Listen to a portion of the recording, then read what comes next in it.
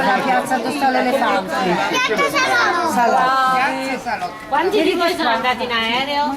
Chi ha preso l'aereo? Alzate la mano, chi ha preso l'aereo? 2, 3, Io da piccolo. piccolo. 6, 6 e lui l'ha contato, la pietra. 7. Dietro l'hai contati? Ok, stiamo a posto. Alzate le mani di qua. Allora, no. che cosa?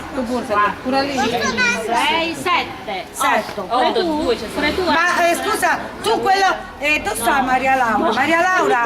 No, Maria Laura, Maria Sole? Maria Sole, Maria Laura. Dove sta Maria Sole? Sta là. Tu hai disegnato, solo tu, il porto turistico. Raccontami un po'. Non lo so, solo lei.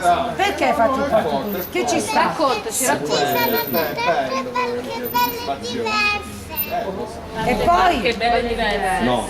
tuo padre ce l'ha la barca, tu mi hai raccontato una cosa, dimmi. Sì, c'aveva una barca a motore piccolino. E che ci facevi con questa barca a motore piccolo? Andiamo a pescare. E tu ci sei mai andata a pescare? Ci sono andato molte volte. Ma quando vai in alto mare non hai paura? No. Ma ce l'hai il giubbotto? Sì. Ah, beh, se no papà la maestra Anna. mare, tu sei senza paura, sei. Sì. Poi, dai, che ti piace? Mati, va, di.